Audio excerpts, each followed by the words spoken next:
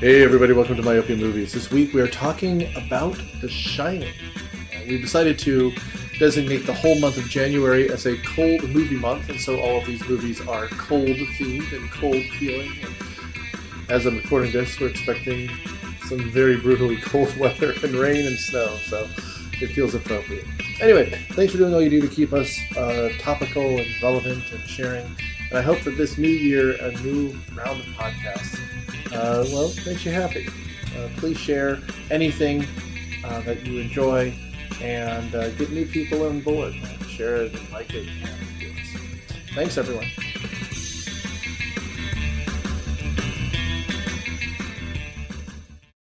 Welcome to Miami Movies. This week we are starting our cold January month, and we are doing one of the coldest movies there's ever been. We're doing Stanley Kubrick's The Shining.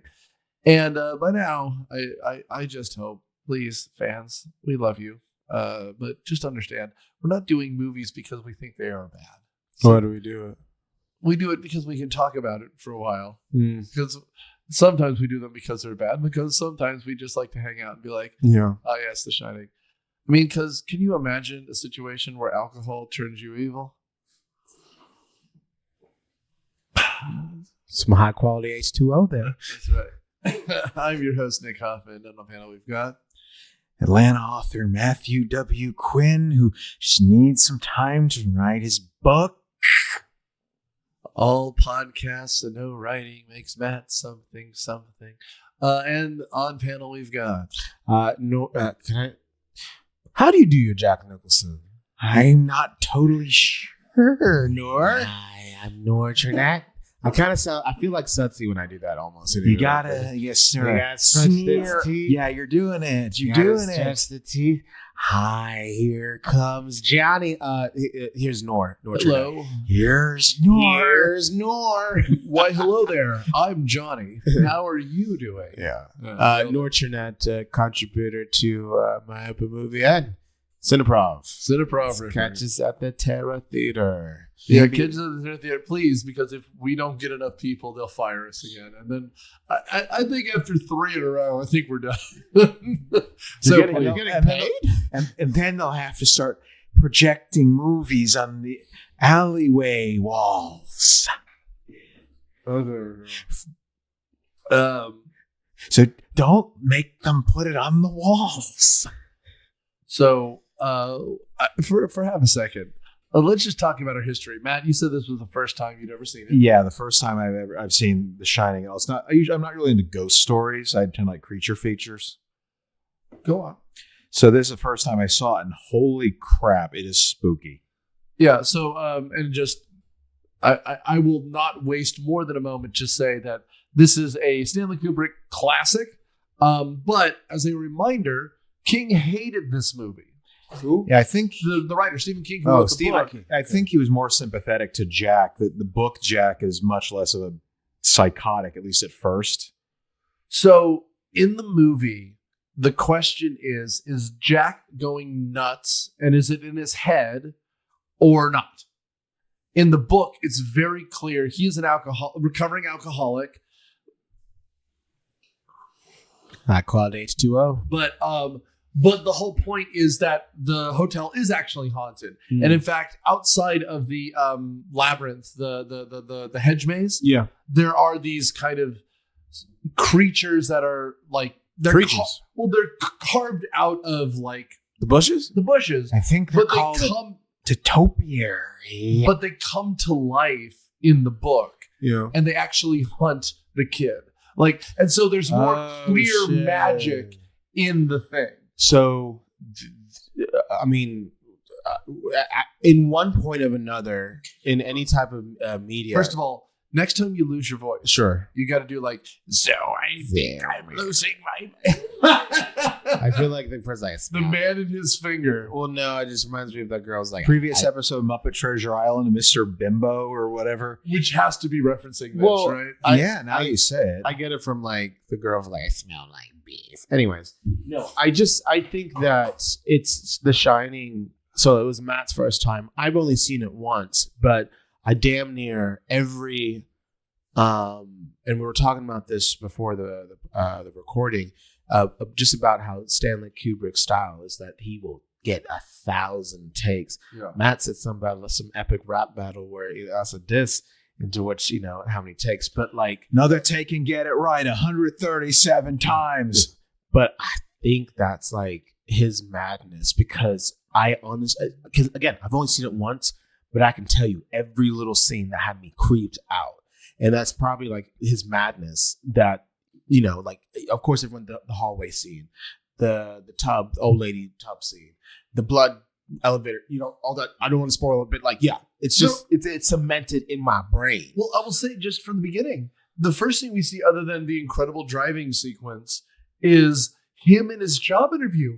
Holy shit, have you ever seen a more terrifying job interview? Because again, part of it is that we have a masterpiece in Jack Nicholson. Part of it is that there's a guy who barely speaks. Part of it is that the guy interviewing him looks like a game show host. Mm-hmm. But like, he's trying to be just a normal guy and he's excited to move out to the middle of Colorado and do it. And you're like, he's going to murder his whole family. Just in the way he's showing his fucking teeth like an angry dog. Even the fucking score. I was humming it like, one reason this movie is so creepy is it has a magnificent soundtrack. Yes. And again, you're right about Kubrick. Yeah. And my version of the same story, which is, if Daniel was here, he'd bring up Hitchcock and nailing women's shoes to the floor so they get their fucking marks.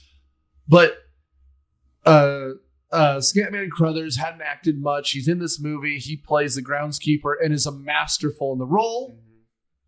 And again, you're talking about over 100 takes to do something because Kubrick had it in his head a certain way. Oh, fine. Scatman Crothers didn't act for years after this because it was so traumatic to do that. You said 6 years. I believe the movie came out 6 years later. Yeah, and the director for the other one is Clint Eastwood, and Clint Eastwood is famously like Jonathan Frakes or something. 2 takes and you're done. And after he did the scene, he literally walks up and hugs Clint Eastwood because he's just like, thank you.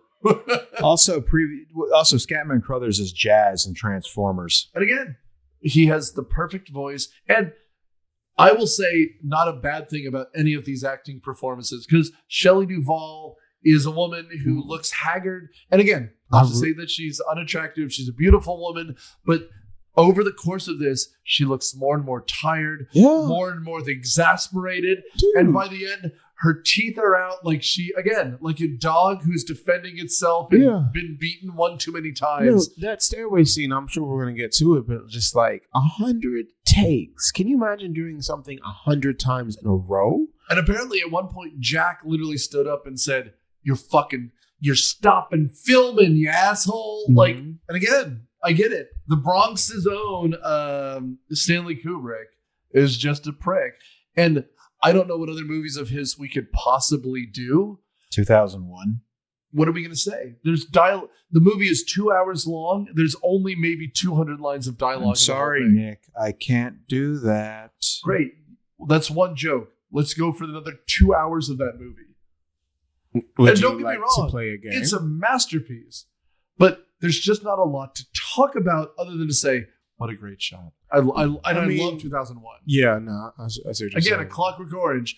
That giant dildo he beats a man to death with is really something. So look at those lines. This is the one we talk about for a reason, because we can have fun. Because, again, Matt already nailed it, but it's the Jack impression, right? Well, fun fact about The Shining, though. I could really go for a man-witch. What? I actually visited... That's getting into William Shatner. My God. I actually got to visit... go where no man has gone before. It's full of stars. I got to visit the hotel. Oh, the one? The one. The one. It's in Colorado? It's in Colorado. And also Dumb and Dumber was also filmed there as well. Yeah, now that you bring that up, it does sound, I remember some scenes from that. Looks real like it. Yeah. And there's no maze. That was something that was done, I believe, they shot that elsewhere. But they had a little mini maze for us to kind of wander through. At that point, how could you not? Yeah, and Rob Schneider was opening a comic. It's a hotel per se, but no, it was really cool. went to the bar, into which he did the madness of like the interior and exterior of like the whole shots it was different, but the mountain range that was. But no, who wants to do plot synopsis? Nick, would you want to do the plot synopsis? It feels if like I think you might. Jack is a writer / recovering alcoholic. When he fell off the wagon, he not only apparently beat the hell out of his wife, he broke his son's arm, which sounds like a graphic detail for no reason, but it actually really matters here. So the cold open of this is him at the Overlook Hotel, getting an interview because he's supposed to be the winter caretaker. We're not really explained why, because it seems like it's in Colorado. You'd think this would be a great lodge for a mountain, but for some reason it's only open from the 4th of July until the beginning of October. And then it shuts down, it's open from spring until the beginning of October, and then it shuts down for the winter. So it's a summer lodge. Yeah, and we're really not explained why. It comes in, of course, later. But him and his family are supposed to take care of the boiler. They're supposed to make sure that the rooms are clean, and they're supposed to, take care of all this. Now, his wife, played by Shelley Duvall, is a woman who is a little bit gun shy because her husband is an alcoholic. They have a son who, we're not sure exactly what's wrong with him, but he has an imaginary friend called Tony who exists by him wiggling his pointer finger. But every time we cut into his head, there are visions of horrific things. People screaming, waves of blood, pictures of death, and then smash cut away to a poor kid on a bed being talked to by a psychiatrist. I think he had from their point of view, he had a seizure. He had a seizure of some sort. And what we're always depicted with whenever we see him is foreshadowing of future events.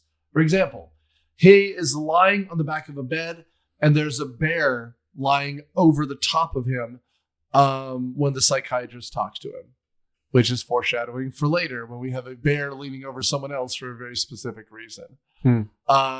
We have his mother, looking in fear around corners, just like she will out of a bathroom door later on. Meanwhile, the whole time, Tony is yelling at him that he should be careful of blank. He should be careful of blank. Jack, who will eventually, locked in kind of a isolationist fantasy, is going to decide that something has to be done because he's trying to write the great of American novel, which requires two things: loneliness and alcoholism. Yeah. I mean, do you know there's a sequel to this? There's Dr. Sleep, which is excellent, by the way. The book is excellent and the movie is excellent. Do you think it holds up the same tier as The Shining? I would say, Matt earlier brought up 2001. I like 2001 a lot. There's a movie after it called 2010. I think 2010 is also a masterpiece, but they are different movies made by different people. I'd say it's the same thing. I got you. The Shining is a masterpiece. It is made by Stanley Kubrick. Dr. Sleep, starring Ewan McGregor, is an excellent film, and I'd recommend it. It is not the same kind of movie. That is a straightforward, dramatic thriller. This is much more of a psychological nightmare. Yeah. And again, great movie, but this is the kind of thing that if you're the kind of person that, again, I have kids at home, so a lot of the times when I'm watching movies for this, I do it over 2-3 nights. Yeah. This one benefits from sitting down and just watching the whole fucking thing. Right. Because again, there's one death in the whole thing. Yep. If you're looking for a slasher, watch a Friday the 13th movie. Yeah. If you want something that builds and builds and builds, and so when a plate breaks, you lose your shit, that's this. You need to sit for the whole 2 hours and 20 minutes. Yeah. And then there'll be a quiz at the end, and I'm going to be very upset if you leave. Anyway, so that's my plot synopsis. No. We'll get from there for the drama, but that's what it is. And by the way, if you don't have time for 2 hours and 20 minutes, watch Simpsons Treehouse of Horror number 5, where they do this well in 7 minutes. No TV and no beer make Homer go something, go crazy. Don't mind if I do. Blah, blah, blah, blah. Like, that's what this is in a nutshell, and it's so good. The Simpsons used to be a show that mattered. Yeah. It's not. Well, let's talk about Kubrick, and at least at the time, or even, Sure. or just even Jack Nicholson and their career. So, like, obviously, like, I mean, Matt said there's epic rap battle histories between all these great directors, but what at the time, what year did this movie come out? 80. So, what was Jack Nicholson's career like in the 80s? So his first starring role, I think he'd won an Academy Award, right? One Flew Over the Cuckoo's Nest? One Flew Over the Cuckoo's Nest. That was his first role? First Starting role. Okay. Yeah. Was that Kubrick? No, it was not Kubrick. Right. But that was Jack Nicholson's Gotcha. first starring role. Great movie. Danny DeVito, Christopher Lloyd, that one crazy nurse. Yeah. Yeah, it's the entire cast of Taxi plus Jack Nicholson. Right. And including oh shit, what's the guy's name? The guy who is Chucky is Brad Dourif. Yeah, Brad Dourif is the guy who kills himself. Plus Louise Fletcher is in it. And that was the nurse, right? And in current episode, Scatman Crothers is the Black Orderly. Hey, okay. Yeah, all right. Danny DeVito. Yeah, no. Incredible movie, and it wins 1 million Oscars. And Jack Nicholson goes from being essentially a thug with incredible eyebrows to being an Academy Award winner. And Brad Dourif gets nominated for an Academy Award, and Milos Forman, of course, directed it and also wins the Academy Award. And then that was 4 years before this. Yeah. So with Kubrick, like what at the time, what was Kubrick known for besides The Shining? Was it just like straight? Was he more so like, you know, the straight to home video director, or was he a misunderstood like screen writer, or just like Stanley Kubrick is known for being incredibly pretentious. And again, he is a director from the Bronx who goes to England, yada yada yada. By this point, this time it's the opposite. People think he's washed up. Okay. Because his early movies are his masterpieces. People think of him for his 1955. He does a kind of noir called Killer's Kiss. Then he does The Killing. Then he does a World War I movie called Paths of Glory. You haven't heard of this movie, or you didn't know he did this, but you heard of the lines. He directed a 1960 movie called Spartacus, where everyone claims, I am Spartacus. That's him in 1960. He does the film version of Lolita to be a big film director. That's his first major studio production, which is a nightmare because the book is incredibly lascivious and very strange. So they make it a comedy instead of the drama that it actually is. And then in 1964, he does my favorite of his movies, Dr. Strangelove, which is a comedy that I think still holds up and I show for classes. After this, he's done 2001, A Clockwork Orange, and Barry Lyndon. Then he takes 5 years to make The Shining. And then The Shining is a bomb. What do you mean? It doesn't make money, and the critics hate it at the time. It's something that's considered a masterpiece later. So this is a cult classic. And then becomes a mainstream classic. But at the time, the writer, Stephen King, was more important than Kubrick.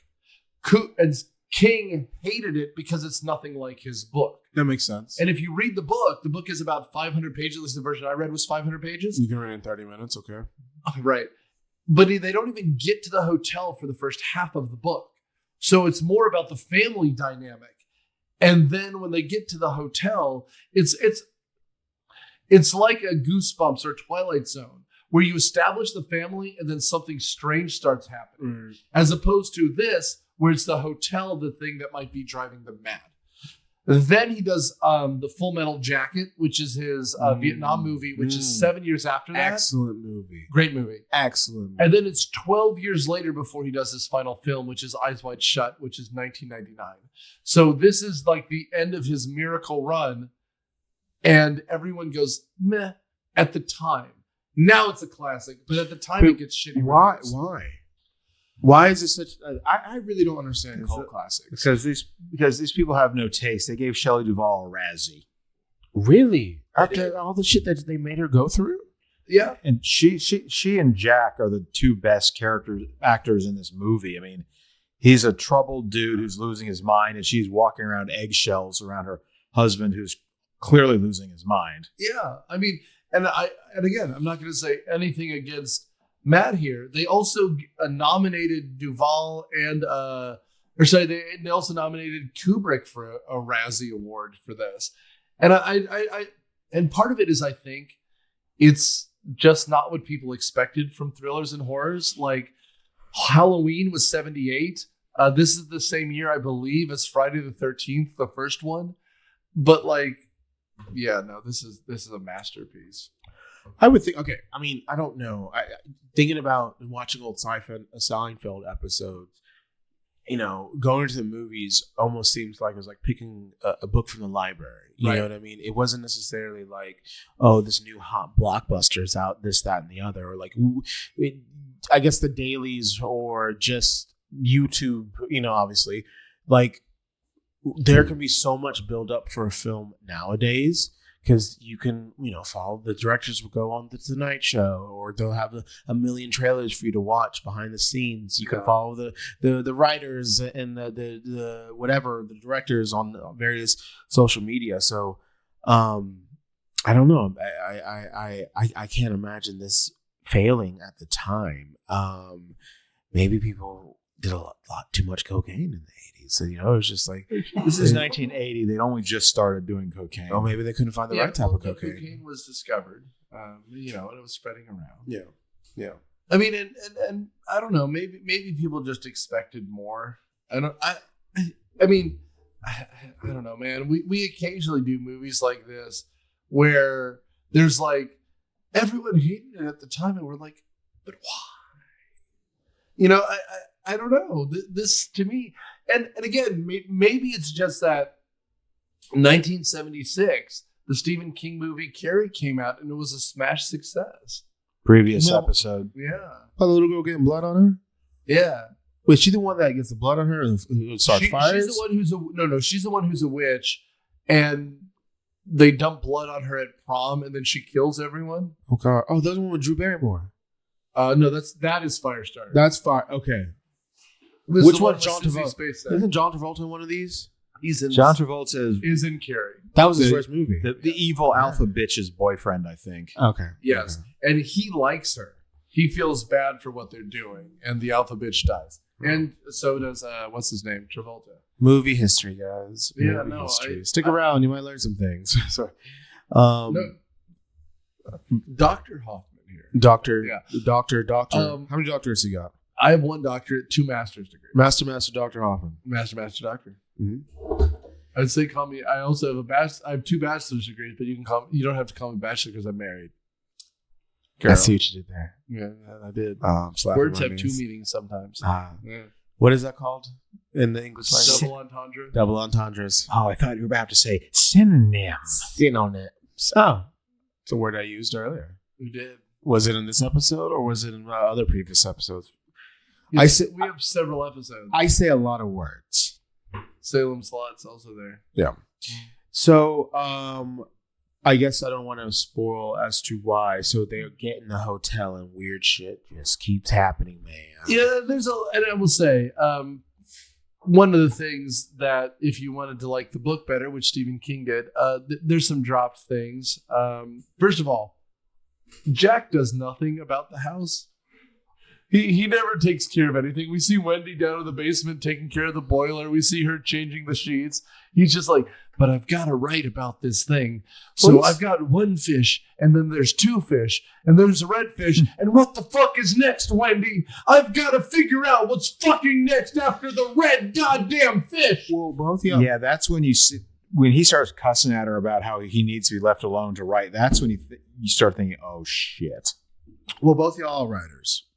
I am. And what besides... I am the Lorax. I speak for the... What the fuck are you talking about, Wendy? So if you had the chance to have a whole hotel lobby to yourself, right? Nobody there, right? Could you write? I'm going to check out the Axe collection, Nor. Here's the thing. No, I've thought about this. I've talked to my wife about this. Yeah. Like, you go up to... How do you write? Let's just say, well, okay, first of all, I write by taking a walk and recording my voice. But if I was doing it for my dissertation, it's a lot of like panic and anxiety and hoping my ADD meds kick in. But if I were to do it now and I could actually do it, I'd go out into like L&J, get a cabin, stare out the woods, and sharpen my knife until I had an idea. I understand this. Yeah. I just wouldn't bring the family unless I have to start stabbing a lot, a raccoon or something. And Matt, you said something about you using a trombone methodology in the bathtub, if I'm not mistaken. I'm kidding. It's a history joke. I don't use a trombone, nor. This is a man who's never taken a bath in his life. Baths are really nice. They're lovely. That's my Sunday. Yeah. So I just sort of sit at my couch with my laptop and try to avoid Twitter. That's how you write. Okay. First of all, it's called X now. Thanks to we call it Twitter. I don't care what. Elon Musk should stick to his goddamn rockets. Well, he lost $60 billion trying to induce a taxi that ran over someone. So. But yeah, no. So I think if I were a ride, okay, this is something that I do, and I've been doing as of late because it helps me fall asleep. Sure. Masturbation. No. Yeah, hey, I'm going on a year strong. Anyways, so I can't even look at you right now. Excuse me. I'm just pause. Okay. So something that I do that helps me fall asleep and is like, because I don't know, lately I try not to take things that help me sleep, no melatonin and stuff. I want to naturally go to sleep, so I will write my own stand-up set. You know what I mean? And I have about at this point 20 note cards of just jokes just based off of that, and then honestly, like, to reduce my anxiety, it kind of helps. I write, because like I'm, switch my mind. So in that same spirit, do you think that I don't know, like, I guess I wish that the movie, knowing about the book, took more source materials. Meaning like the creepiness of it, because everything would make sense. Like at that point, like the hotel is a character. Oh, Stephen King was so pissy about this. He actually made his own 90s miniseries version of The Shining. Which isn't bad. It's just not. Well, tell me about what was the main difference? Well, I mean, Matt kind of hit the highlights, which is just it's closer to the script of the book. It's slower. It takes longer, and the drama points are different. Like, and look, I have nothing wrong. We've done a lot of Stephen King adaptations here, and we'll do more. It's just that the closer it is to the book, books have forgivable bits because you imagine things. So when you put it on the screen, it's just different, you know? The guy, I mean, and again, this is just for our generation, but the main character is a guy from Wings, show Wings. And Wendy, the wife, is supposed to be a cheerleader type that he was in love with and fantasized about. She's the sexy type, but she's dumb as a post and can't react. And so Kubrick's like, no, she should be a feminine hero type. She should be able to defend her family. And she does here. I think in this, even though he tortured her psychologically as an actress, Wendy's a character with agency. In the book, she's really not. If you've seen Animal House, they do it in a very comic way, but the idea that there's an angel and a devil on your shoulder. Jack is a recovering alcoholic, and he's a man who has a violent streak. And in fact, in the book, they don't explain. In the movie, they don't do this, but he was an English teacher who wanted to be a writer, which is a classic story. Someone who's an English teacher who wants to be a writer.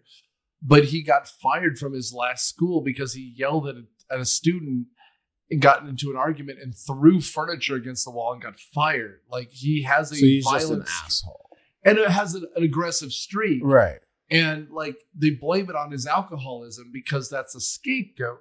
The fact of the matter is, he does drink too much, but the drinking is more of something that shuts the voices in his head up. And so by him stopping drinking, now he's trying to maintain. Yeah. And so he goes out into the middle of nowhere, hoping that he can't hurt anyone. And so the fact is, the fact that this place is haunted brings out the worst of him. Yeah. And so in this, it's much more along the lines of what's in his head and what's not. And the fact that Scatman Crothers, when they're doing the tour at the beginning, is saying like, so Doc, what do you think about this place? And he goes, and Wendy goes, how do you know we call him Doc? And he goes, I must have heard you say it. And then in his mind, he's like, kid, I know you're Doc. We'll talk about this later. That is like, it's weird. Yeah, I think the fact that Scatman Crothers and the boy both have psychic powers indicates this is not just all in Jack Nicholson's head. I agree with that. But that part here in my head, you're right. But how do I even put this? As far as magic and mystery go, I honestly forgot about the power situation. right? Yeah. It doesn't matter. It only comes in maybe 3 or 4 times as a reference point, but it makes more sense in Doctor Sleep because that's okay. But is that more so in the book? Like, so how are the powers conveyed in the book? A million years ago when I taught you, Yes. I talked about the Puritans. And I talked about of the course. idea that the world is filled with good and evil. Absolutely. Yeah. And that's more of what this is, right? So there's good, there's evil, and then there's agents of chaos. The dad is an agent of chaos. Mm-hmm. And these people are those people who are at the gates trying to hold the world together. And and again, if you've seen Dr. Sleep, this makes sense. But there's a world of the people with the shine that are people who can communicate as a way to keep the balance. Correct. And so this is a place that is like a focal point of evil.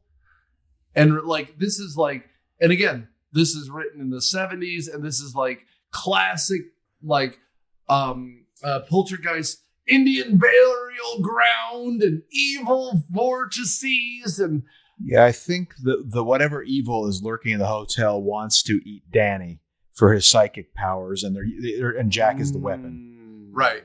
And so there's that too. And like in the book, and again, I'm going to say I recommend the book. Just understand you're not going to get the subtle silence that all of a sudden, like Nora was humming earlier, the kind of like, now it's time for a symphony. And it's just like, dong, dong, dong, like, right, you know? Yeah. And then you're not going to get a tight, like, and yes, the elevator opens and there's blood. But the way they film it here, where there's minimal score and there's no sound effect, and it's just, dude, Well, and the poor little side table's like, oh no, and it floats around. Well, a recent movie, Ready Player One, which all y'all hate, and you gotta understand there was scenes when I say go back, you talked about The Simpsons. I think even Family Guy with Stewie with his little stroller and like the twins in the hallway. Like, actually, I would love to talk about those memorable scenes. So, okay, the first one I'm thinking of is that is it Old Lady in the shower? In the tub? No. I think the first one we get to is the scenes where he's on his tricycle. In his tricycle, and to convey for those twins. And like for me, like I knew what was coming up, like because it's something that they always parody. But for me to like really zoom in and just then see those twin girls, like, oh my God, like that's just. And what's the story behind the two? It was just they died. Obviously. The dad was a previous caretaker, and he killed all of them. Murdered them. Yeah. Okay, that's one. Well, and I just want to say too, like, one of the things I will say about this, we've done a lot of horror movies where kids are involved. I believe because there's 7,000 takes that made this movie. Yeah. The little kid who was Danny had no idea what he was in. I believe that. Because he's never around when the horror happens. You notice there's always a cut to him, cut to something else, cut to him, cut to something else. Even when he goes into room 237. And so like if you they interview the kid, and he apparently what they told him is that this is a comedy and you'll see it later. And they just didn't let the kid to the premiere, so he didn't see it for like 10 years or something. He didn't see it. That's scarring. And he was not scarred at all by it. He thought it was just a silly movie. Yeah. As opposed to say like some of these Friday the 13th movies with like Corey Feldman, and he's just like, oh, so you're just And again, sympathy for what happened to him. I'm not saying there's not. No, I just every time you mention Corey edit around that shit? No, you don't. Or like those kids who like are literally coming out of the chest of Freddy Krueger. No, like, yeah. Or anyone from Cabin in the Woods. It's just like, yeah, no. No, It's, they're like- they're a little older. Yeah. Yeah, at least in Cabin in the Woods, they're in their teens and 20s. Let's see. I'm trying to think of kids. Where the Wild Things Are? No, that's a hard film. Where the Wild Things. Yeah. Well, Wild Things. Wild Things itself are teenagers. Yeah. With great tits. But no, that's just like, at least for that, and then after that, I think it is the old lady in the tub scene, which had me gross the fuck out. It is the. That's like, a lot of fruit functional point, for 80s. My daughter, who's the older daughter, is trying to learn movies and she wants to watch horror movies. She's really. We were talking about it. She's like, "What podcast are you guys talking about today?" I was like, "I can't tell you just yet. When you're older." But no. She's like, we're trying to explain different kind of things that are scary, and I was explaining to her jump scares. But like the old lady is a perfect example of it because he goes to room 731 or whatever. What's the fucking room number? 1409. Fuck you. That's another Stephen King. See how often I do learn. I do read sometimes, you know. But yeah, so he goes there to did he go in that room to escape? Well, so the story, if I understand, the kid goes in there first. Right. Sees something scary, comes out. It's room 237. I was right the first time. And then Jack goes into it and he sees the beautiful naked woman. And then when she comes out of the tub, it's a terrifying old lady. And this is your classic example of when you see something, say something. Yep. Because later he talks to his wife and he's like, and she goes, "So did you see what the kids saw?" And he goes, "Nah, the kid's full of shit." And you're just like, "No, man, you say something." Because everyone who goes into the room sees something awful. And by the way, for those of you who have fun, and again, take your edible, take your tall glass of scotch on the rocks, watch the documentary Room 237. It is a delight. How so? So it's a documentary. About this room, about the tub? Well, no, it's a documentary about the movie by Rodney Asher. But it's about all the things people look into the movie. Because, again, it's Stanley Kubrick, one of the greatest to ever do it. And so, like, people are convinced there's evidence in this that he was the one who faked the moon landing. There's evidence in here that there's Illuminati stuff. Yeah. And so what they do is they interview people about what they believe, and then they show the scene, and then they do a scene by scene, frame by frame analysis about how this proves that we're in touch with the reptilians. Lizard people? It's a delight. I'll check it out. And just understand that, again, you need the tallest glass of water. You need the strongest. And you're just going to be like, at the edge of your seat, you're going to be like, in 1980, Stanley Kubrick had a modern masterpiece, but it's all filled with secret information about how George Washington was secretly a hamster. And you're just like, and go on.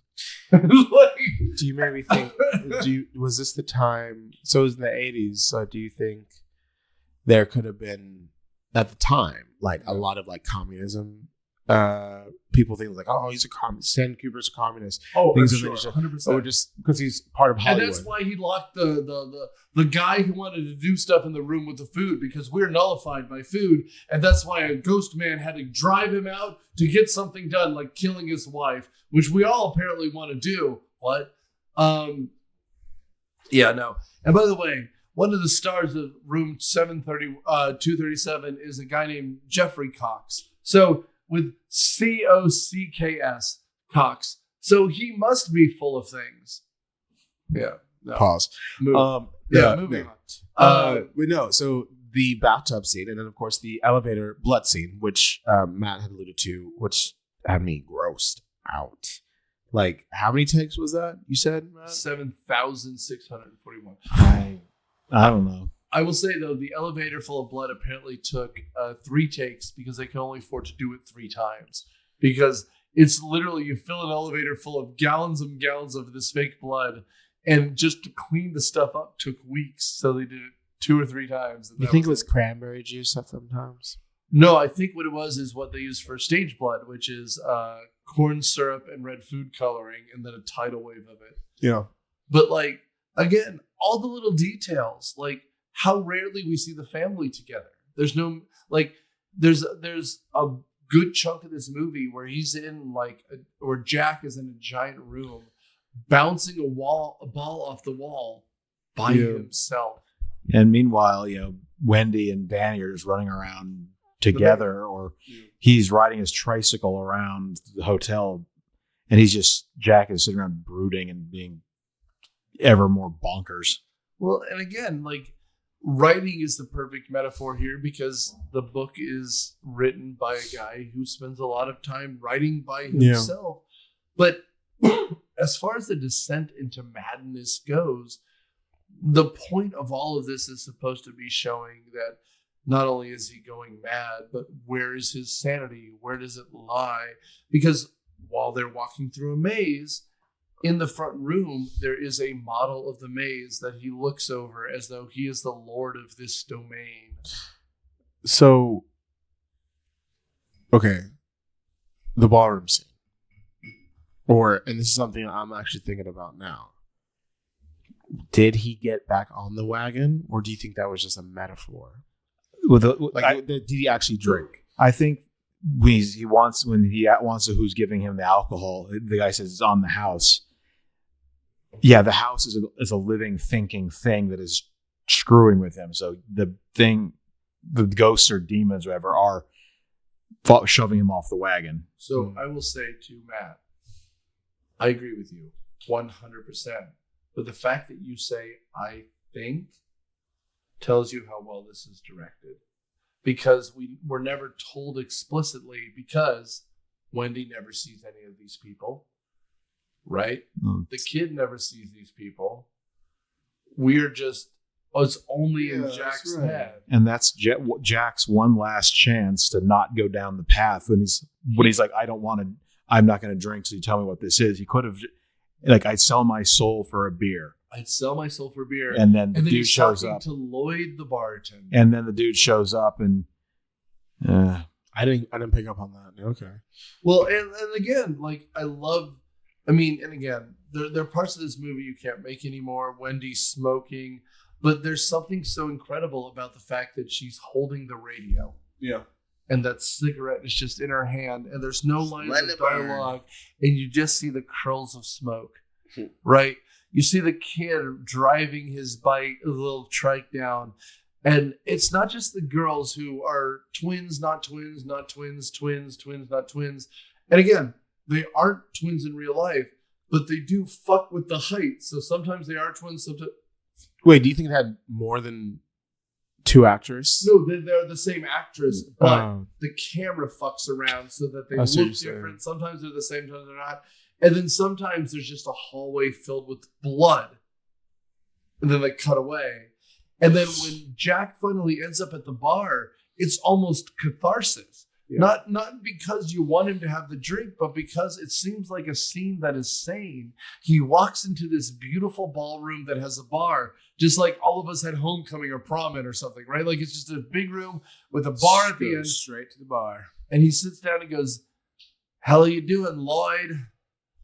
God, I'd sell my soul for a beer, Lloyd." We don't know why his name is Lloyd. We don't introduce to anything. He's just a man who's too tired, too on the edge of anything. And he's about to fucking snap, so he finds an answer. Jesus Christ, it's terrifying.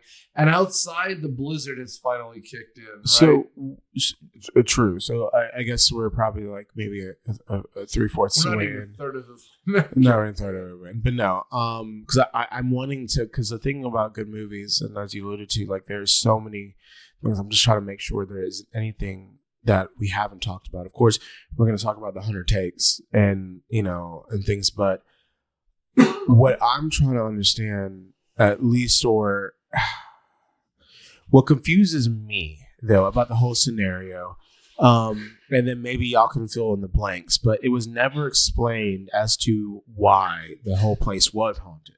Was it because of the killings from the orderlies that took care of it in the winter in the past? Or was it just like, Well, I think part of that is a mystery, right, man? Yeah. I haven't read the book. I haven't read the second one. In the second Watch one, the don't they movie. get into? I mean, you can tell me. Go ahead. In the second book, don't they have don't they get into the spirits of the hotel, and Jack shows up again as like a guardian angel figure? Well, yeah, but that's not what this movie is.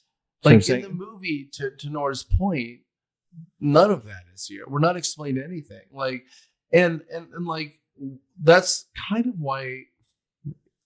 And I mean, Stephen King probably doesn't listen, but if you do, write to me. What's up, Steven? Yes. Hey, Steve boy. I like this interpretation of it because, like, Ooh, he's not gonna be happy. no, but like, I like the idea that he's losing his mind because, again, he walks up to this bar and he's like, you know what, Lloyd, I'd sell my soul for a drink. And then he laughs. It's not a laugh like a person laughs. Because again, I've been to a bar, you make a joke.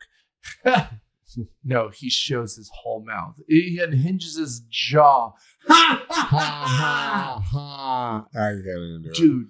And the way he Ha, walks ha. into the bar, the way, like, again, if this is a question as to why he kills his family, is he going to kill? No. He wants to kill his family here.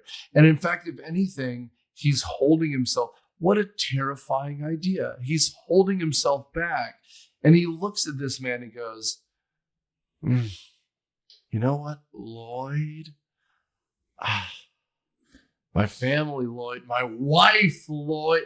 Dude, this is, and the way we look at him, the way he takes that drink, the way his eyes roll back into his head, and the bar top, it's got this mahogany strip, but then the illuminated part. So when his hands are on it, he almost looks like Slender Man. His fingers are too long, right? And this guy in the red burgundy tux, this might be the most horrifying character because the problem is when we're talking about your Jason Voorhees or Michael Myers, these are agents of evil. These are characters that exist in every religion, every society. They are evil because you have sinned and they need to make sure you stop sinning. Lloyd is the opposite. Lloyd is a man who you know you should be better, but he's an enabler. You know what, Lloyd? God, my wife. And Lloyd's like, you know what you need? Another drink. And he goes, you know what, Lloyd, I'm a little light today because he goes, you know what? It's on the house. Lloyd is the most malicious prick. This gin, God is. And he's so effortless, Nor. Is Lloyd the one who later is like dropping the N-bomb and encouraging him to kill his wife? Oh my God. And I told Noah earlier, what a jarring scene. He goes, Yeah. you know what, Lloyd? I'm feeling pretty good right now. And he goes, the problem, Jack, is there's a coming. He goes, coming.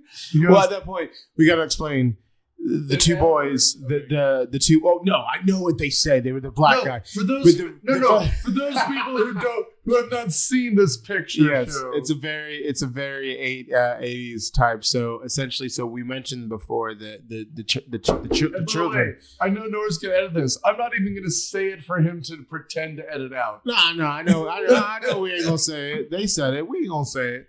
But like, Because they're able to commute. The reason why he says there is outside influence. influence coming through is because of the telekinesis power between the sun. Which is the And- titular shining, by the way, which Which- we have not talked about. No, yeah, and where does the word where does the title come from? The shine. Was that and then the Stephen King multiverse, because Every third person is a psychic. in yeah, series. the shine is a particular type of psychic power, like the Dark Tower Idris Elba Matthew McConaughey movie, which I liked. Apparently nobody else did because it didn't make any money. You're the he- one fan. He's the only fan. That's right.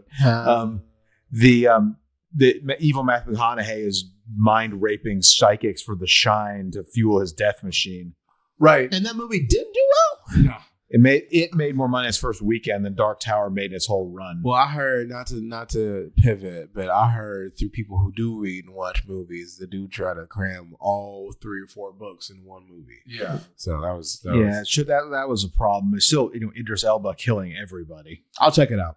I do I will say a Western saw magic. It's not terrible. The problem is, I think, Matt, the book series has a huge fan base, and it could never live up to the hype. I agree. You know what I mean? Like the first Harry Potter book, for example, and the first Harry Potter movie are about equal. The book is a kid's book, and the movie's a kid's movie. And I think they're both good in that exact way, but they live up to that potential. The Dark Tower has a huge fan base. Frankly, I prefer The Stand, which is I guess the prequel. It's the same universe, but earlier. Right? It's all multiversal. Randall Flagg is a troublemaker in all the worlds. But regardless. So The Shining. The I guess Shining. it is the spirits. Yeah, and I believe it comes from the old phrase that someone took a shine to someone, but instead this has got a psychic power here. And like we earlier mentioned, Scatman and Crothers has a connection to the kid because they both have that shine. And earlier on, I mean, again, watch the Simpsons Halloween special, but he goes, so you have a shinin'. And he goes, "Do you mean a shine?" He goes, "Do you want to get sued?" And he goes, "So if your dad comes to kill the wee lot of you, just contact me with your shinin'. But don't contact me between 5 and 6. That's Willie's time." Which is what we're gonna get to. Oh. Scatman Crothers goes to visit his brother in Florida? Yeah. It was somewhere with no snow. And Danny and him Hurricane Helene showed up. What? And Danny and him are Danny is signaling him mentally, so he's like, oh, and he flies back to Colorado. Yeah, and he grabs the snowcat. He did all that for what? A white kid. For what? A psychic kid. A psychic kid, just for what to happen? Oh, dude, he eats it. He eats it hard. I've never been more mad. The ice pick. Like that to me is just, and then of course, I guess now we can talk about it. The famous stairway scene. Do it. So, and maybe you can expand more on this, but so for those who don't know, as we alluded to and joked about, Stanley Kubrick, he, as Nick said earlier, if he has a vision in his head, he wants to imitate that vision as much as possible. So at this point in the movie, all shit is hell breaking loose. Jack is literally trying to murder his family, and because Wendy found the manuscript that's just all work and no play makes Jack a dull boy, hundreds of pages of it. That's his book. And that's when he shows up and is acting crazy, and she's got a bat. You know things are going badly because Wendy is carrying around a bat the entire time. And so this poor lady had to walk up these stairs 100 times. And then what did you say that Jack at that point intervened? What did he say? Oh, he told Jack to knock it the fuck off. Yeah. And it's just, and so I guess that leads up into the room in which Wendy locks herself, and in which we have honestly one of the most catchiest phrases, why this movie is more famous for. So famous that Johnny Carson, for those who don't know, late night talk show host, had his intro. He acts through this.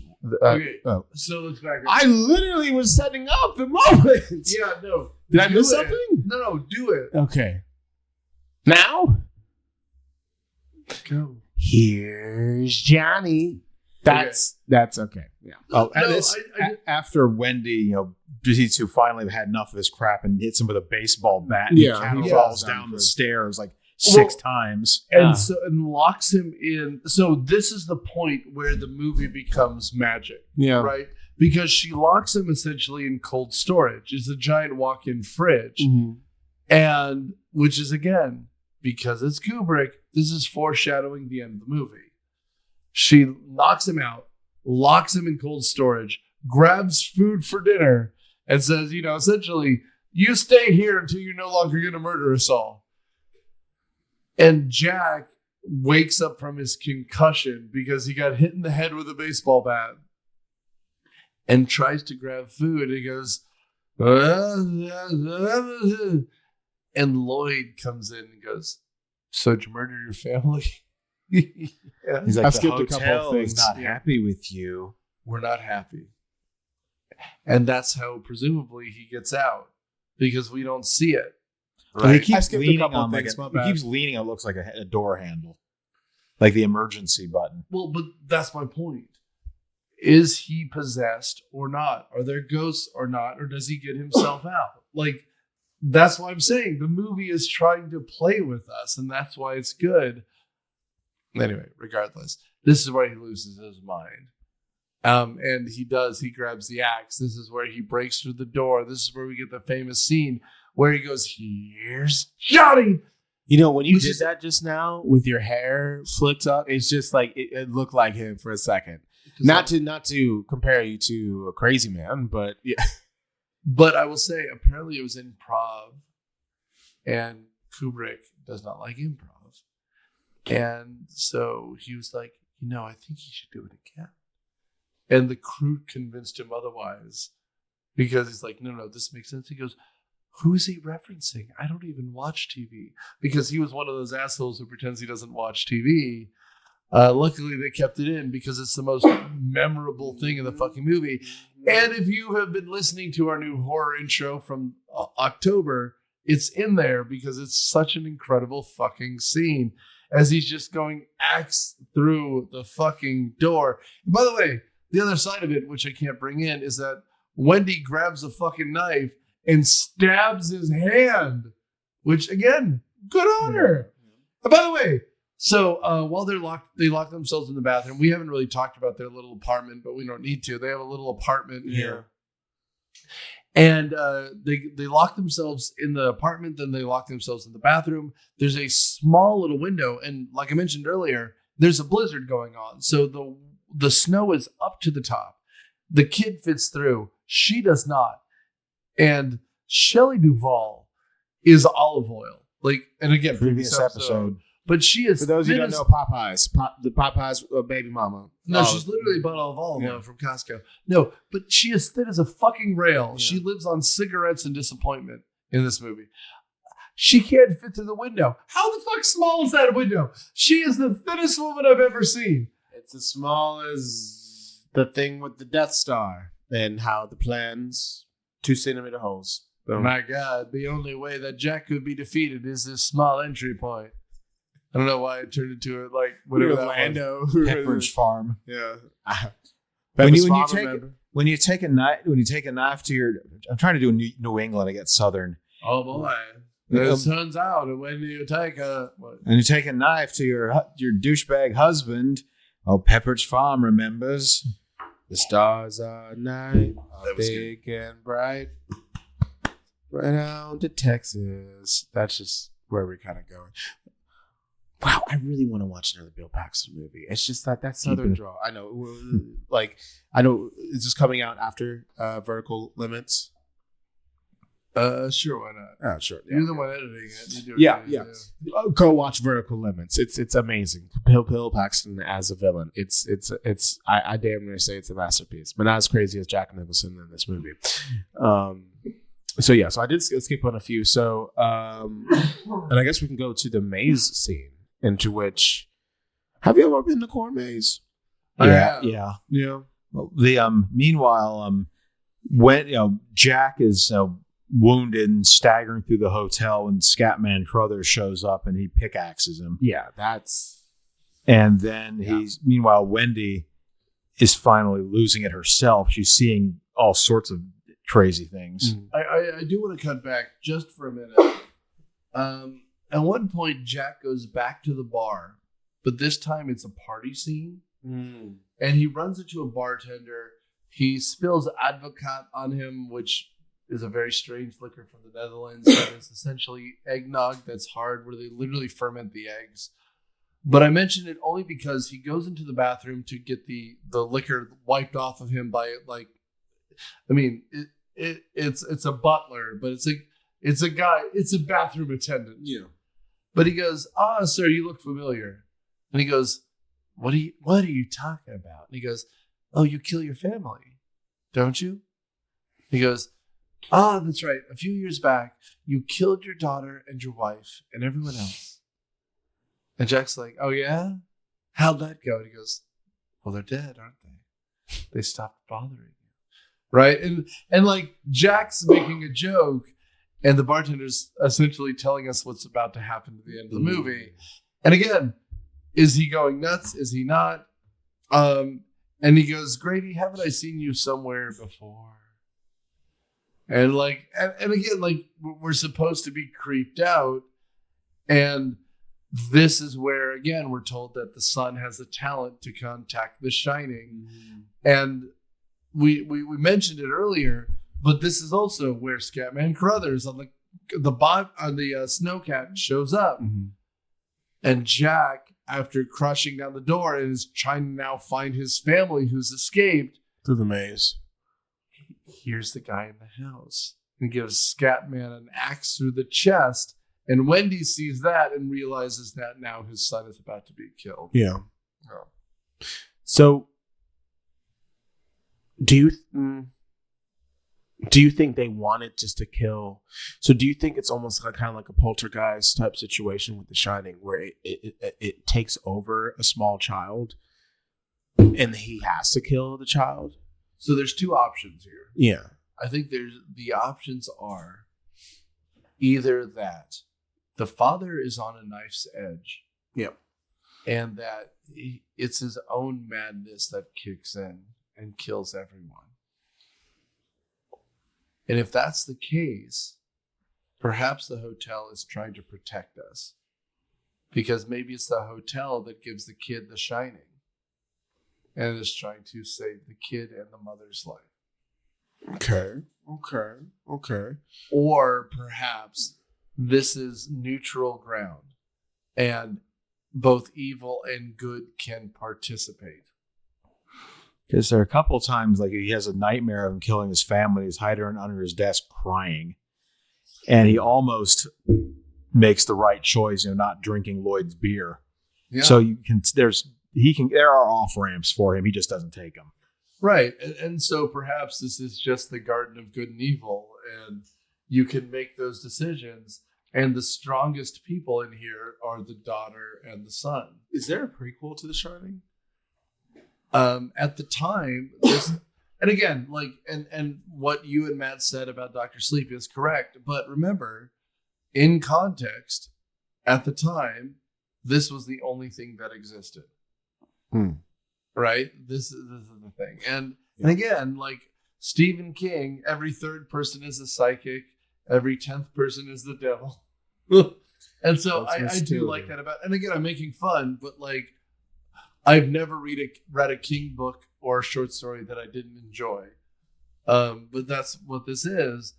And so this is a world with light and dark and gray area. And unfortunately, most of us are people who have to deal with magical people with a magical background. You do? In King. Oh, okay. In real life, just know I'm the most incredible person you've ever met. That is true. Yeah. And you have to live with it. And again, from my perspective, you're just manifestations of my own anxiety. So, are we all NPCs? We have somewhat roles. Yeah. Okay, yeah. we're in the quest at least. Right. Yeah, we're playing a World of Warcraft. You're just PCs. You're just PCs. Yeah, we're just player characters. There's player characters. So while they're in the maze, first of all, I just want to say I realize I don't have nearly enough axes in my house. You don't. I don't. We looked around. We don't. No. We don't. Everybody's axing at me. Yeah. So is it the sun who kind of activates the blizzard that comes, or just like, because that's when you said like the magicals? That's a great question. Yeah. Because the blizzard just showed right. But I've also never been in a maze. Sometimes mazes do have blizzards. Yeah. The maze, they foreshadow that by making a joke about how it'll take you an hour to find your way out. Well, and they walk through it together. The mom and the son do. That's true, because that's when he's writing. He's writing, and they're just having fun. And I will say too, part of it is interesting because it's always like, and I'm the one with the kids here, but like, there's also this. I have cats. Well, but it's a FOMO thing, like. Oh, my spouse is doing something fun while I have to work. Well, I wish I could be doing it too, But what's interesting here is that, do you ever get the feeling that Jack wants to have a wife or kids? You do. And I'm just saying, like, those moments make it even more terrifying. Like, if all he did was hate his family, it would be worse. Yeah. But there's points where, like, Wendy wakes him up with breakfast, and you're just like, They do have these moments. You watching Looney Tunes with the kids, yeah. And he goes, and his kid's like, why don't you go find the games room so you can blow up the universe? And you're just like, oh, dude, like he's not a great dad, but he's trying. I think that was one of the reasons King didn't like the movie. Is the book is the tragedy of Jack Torrance, and this one he's just an asshole. Yeah. I mean, first of all, you're right. And again, Matt, if you haven't read it, nor if you haven't read it, audience, if you haven't read it, read The Shining. Read The Shining. I will say, unlike, well, first of all, we might do it. There's which two, but that's the problem. Then there's a 1990 It, which is 3.5 hours long. Because it was a made for TV movie that had 3 episodes, and each one was an hour long. Each episode was an hour and a half long. So it was like an hour of actual film. And so when you cut it together, it's 310 or something. Yeah, It and The Stand, the 90s miniseries. And then the new version of it are 2 episodes, and each one's more than 2 hours. And I read the book, and the book does have the weird orgy with the turtle. But wait, what? Not for this episode. Oh. But it's focused but too long. It's 900 pages ish. I haven't watched this one is 500 pages, which is a good length novel, but it's still tight. Dr. Sleep though, Dr. Sleep flies, buddy. Anyway, as this ends, we get again this time. What's her name? Wendy sees the elevator with the blood. Everything we've talked about so far happens to specifically her. She sees the man in the dog or bear outfit blowing a guy, and they both sit up and go. And for the last half hour of this movie, she just has her mouth open and her teeth out, screaming with a knife. Which makes sense. What do you think happened? All the spooks is wearing off, or the wires are being crossed? She's been in the King verse. I think Danny and Jack both have the shine. I don't think she does. Maybe there's just so much supernatural crap going on that's jump-started hers because she's seeing all the crap now. Well, but again, you're quoting the books. The movie, I think, at this point proves that reality is falling apart. That makes sense. And again, remember, King hates this movie. So I'm quoting the movie here. In this point, her mind is breaking. She's trying to find her son. Jack is walking around with an axe. And I will say, Tim Burton cast him exactly right for the Joker. And I think it's all based on this scene. Really? Him with his smile and his eyes. Thank God they get rid of the mullet. But him holding that axe and that shuffle is one of the scariest things that has ever been put and when he meets Naked Chick in the hotel, he is so creepy looking when he's like, hey. Well, and he's using that smile at the end where he's stumbling through the labyrinth. Like, dude. And again, Wendy here with her knife coat or her evening knife coat. No, I mean, she could use a knife coat, yeah. But her, like, with her knife, and it's, like, flopping around, and her, like, robe, it's so much. At least she's not wearing those awful olive oil shoes. So, I guess, I don't know if, I don't want to skip anything, but I guess we can talk about, like... Jack is not long for the world at this point. Yeah. And our hero, the child, is brushing his footprints away so he can hide away. And Jack is going to walk in eternity in this little circle in the labyrinth. Yeah, basically, Danny finds his way out, and Jack gets lost and freezes to death. And after the incredible shot of the blood elevator, Wendy wanders outside and finds Danny, and they go away in the snowcat.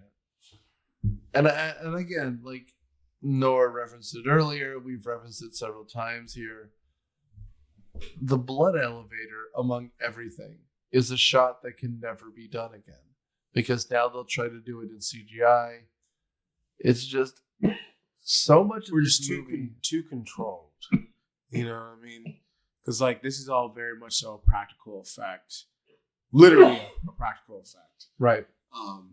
I want to talk about the twist. Do it. What the fuck?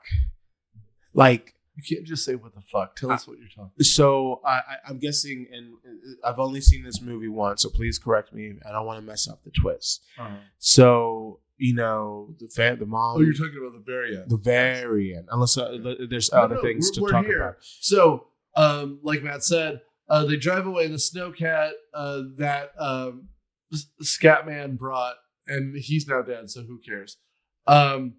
Jack has walked in a circle. He stumbles because his leg is busted. And then he sits after yelling, Danny, one last blood-curdling time. He sits and he'll freeze to death as, a song that says San Francisco, here we come, blares. And we fall. We crash out. And then Nora, tell us what happens. I guess it reminded me again, it's like a slow pan to like the ballroom. Yeah, right? The credits are about to start. Right. We cut back into the hotel. And you slowly get up to the ballroom, and then there's this picture, right?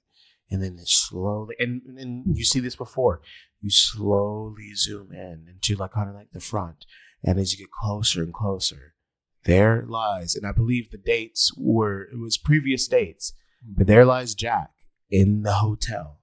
4th of July, 1924. The entire time. And I still to this day don't understand why. That's the twist. Well, and we get told earlier by Lloyd the bartender, Jack, you've always been here. Ready a room in the Hotel California. Such a lovely place. Such a lovely place. Such a lovely face. And by the way, this is probably, and I've read reviews, this is one of the reasons why people hated it at the time. So why? Who? What? Where? How? Because they didn't get the ending, man. What was the ending? Okay, he was there the entire time. It wasn't. Don't give me that Saint Elsewhere bullshit. But just like, but why? Because technically, with Wendy and her son, is what year? Like in the 80s. So the end of this is we're told he was there since 1921, and presumably, this movie takes place in 1980 because that's when it came out. So why not? We're not told otherwise, because like all the chirons we're told throughout start out with like, October, and then it's told December, and then it's told Monday, right? Like we didn't really mention it, but early on, like we're told like that it was months at a time, weeks at a time, days at a time, and then it's like the same week. All of this builds to the same week, but we're not told a lot otherwise.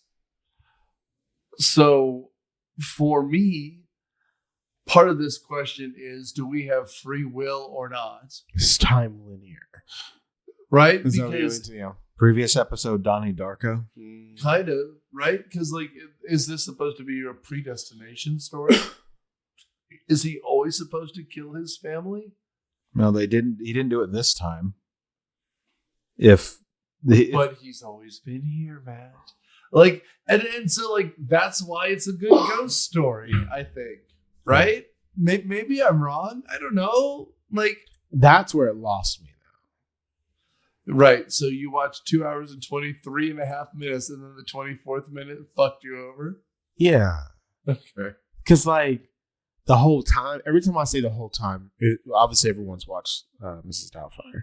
But Miss Sally Fields, when she realizes that her husband is Mrs. Doubtfire, she's like, "You've been the whole time, the whole time." Like, every time I say the whole time, I do it in the Sally Fields voice. But no, going back to no, it doesn't. Yes, you're right. It lost me in that very last 30 seconds because it didn't make any sense to me. Okay, so nor then would you recommend this movie? Absolutely. With all, okay. This is like Nick and he has in his different podcasts required reading. This is what I considered a required watch because of just the significance.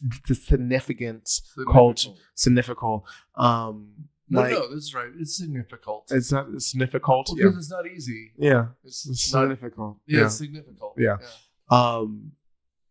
It has such a large footprint on just what good film should be as far as just like things, and it's influenced a lot of the actors that I like today.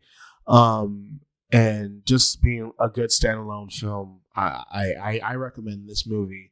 You just need to watch it once, and or at least if anything else, like you can watch, but it's just one of those movies you just need to watch. Yeah. I'm going to go second. So Mac can go last as a person I respect as a horror writer.